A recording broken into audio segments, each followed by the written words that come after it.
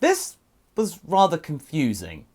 We got everything we could want, and yet we got nothing. All I can say is that I'm glad I didn't stay up for this, but I am pleased to cover my thoughts for you on this latest batch of information regarding the latest movie, Dragon Ball Super Hero. Let's get the first thing out of the way because I got loads of comments and mentions on Twitter about this whilst I was asleep.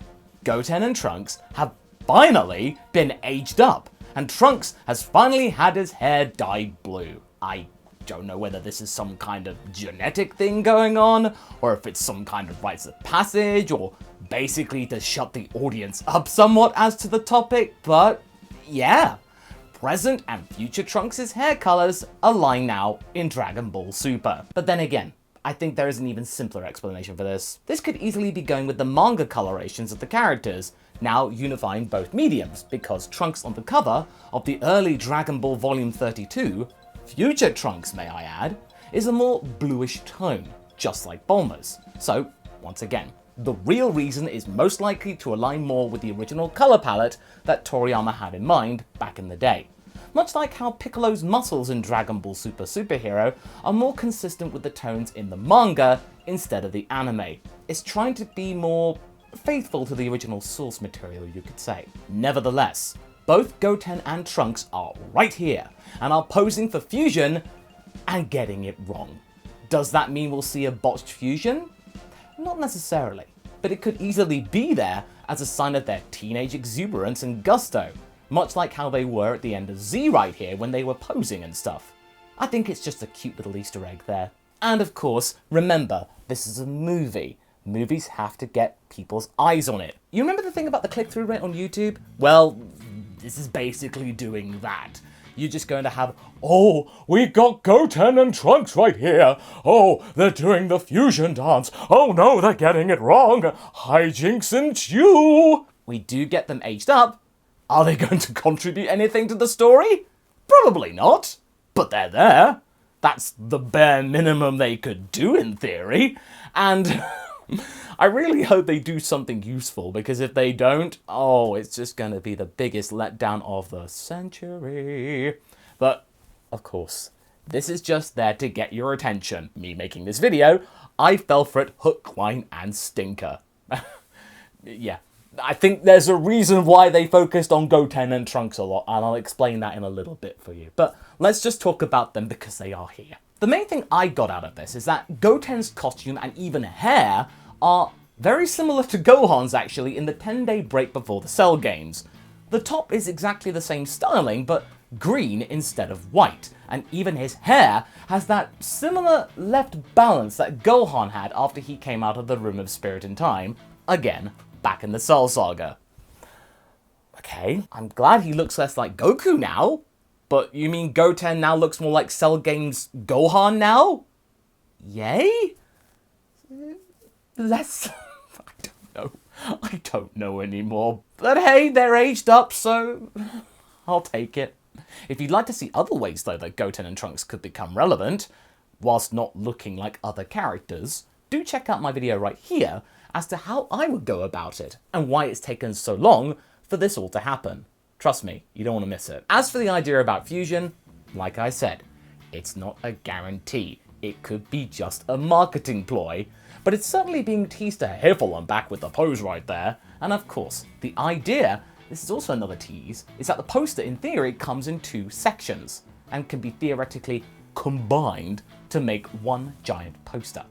Little Easter eggs here, there, and everywhere, and naturally bringing out the entire poster from the right side we were given earlier on. This is just to combine the thing that you would see in movie theaters and stuff like that. And also, hey, Android 18 is slowly being brought into the end of Z garb with the hairdo and all that. I mean, that's cool and all, and yeah, the tracksuit did very well in the Tournament of Power, so you gotta give her another tracksuit. That's the thing.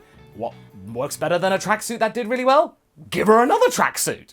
18 and Bulma now look practically identical. Is that what every single woman looks like in Dragon Ball now when they hit their 40s or something like that? I mean, I know 18 doesn't age, but yeah. I'm paraphrasing a Bridge 16 here. Come on, there are other hairstyles. So I think that was the biggest thing that the fandom got from all of this, what we saw. But aside from that, It was mostly like what most companies like to do, especially video game makers. Give tech demos. We weren't given a new trailer to peruse through, which I saw got many people annoyed and crying out in many comment sections, "This is boring! Where's Splody?" And no, Hedo's blowing up at the prison he just left doesn't count because there wasn't a sound effect. Here folks, I'll play an explosion sound effect for you. That better? For the rest of the clips that we got, they were relatively new.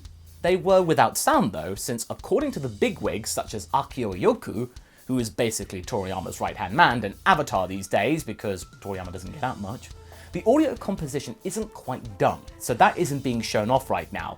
But the visuals seem to be at a stage where most of it is basically done, and boy did they like to show it off. Like with most tech demos, the creative team liked to point out how smooth the animation was and how much attention to detail there was in the background to assert how full of life and vibrant the world was when relying on a mix of 2D flourishes and of course a 3D CGI base. And honestly, it's scrubbing up pretty nicely, I think. Anyone out there who is crying out that these are PS2 graphics on display and they're not going to watch it because of it, first of all, you are wrong, and second of all, what's wrong with PS2 graphics? Some of the best games of the 21st century are PS2 games. No.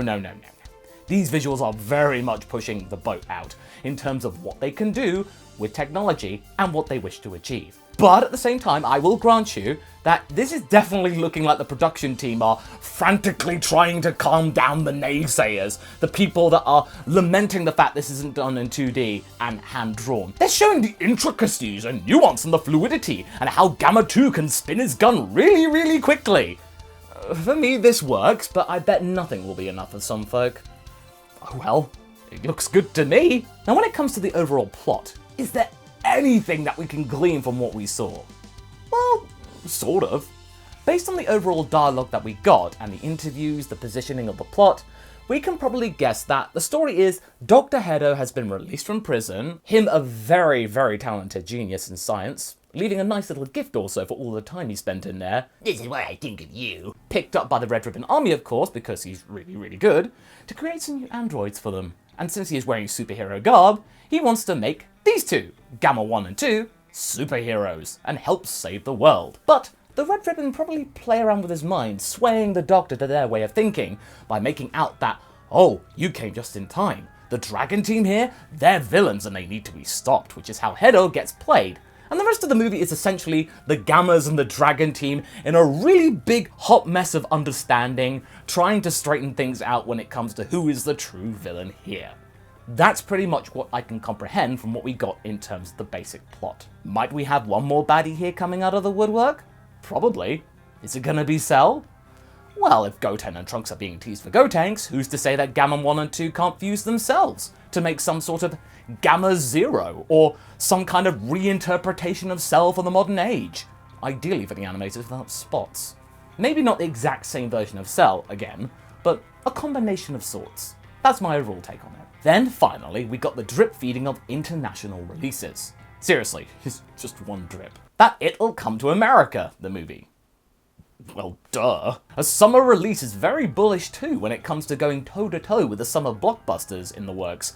More often than not for the likes of Disney, Paramount, Warner Brothers, but hey, at least Toei has got 20th Century behind them to help distribute this, I guess, but technically that's also Disney, so is this gonna be a Disney movie? But the main thing I really need to say is that this really needs to be a proper length release, not just for a week. Toei, Dragon Ball's not a niche product anymore. If you want to make some more money and beat Resurrection F in the box office, because I really don't think it's going to beat Broly, you need to get this out to as many screens as possible. Thousands of them. Don't be stingy. This needs to be released like a typical movie instead of some limited edition run or something like that. But yeah, we didn't get any more information about other countries, including the UK. Based on previous releases, we probably might get it in August or something like that, whereas America will probably get it in July. This is not good in my opinion. Dragon Ball is global, and this needs to be released simultaneously, or at least within a couple of weeks of one another to really hammer home the importance of the franchise. Otherwise it's going to be fragmented, and some countries which are massive fan bases like Mexico and Brazil, seriously, they're vast, they might not even get it until 2023. Some may not get it at all. Maybe having to resort to importing a different language version. This really needs further clarification. So to summarize, we got the biggest bait of Goten and Trunks being in the movie and older, some tech demos, a couple of clues to the general plot for the movie, and a second release date to go with the Japanese release date of April 22nd. Did this all blow me away? No. But it was certainly a nice little addition to what we already know.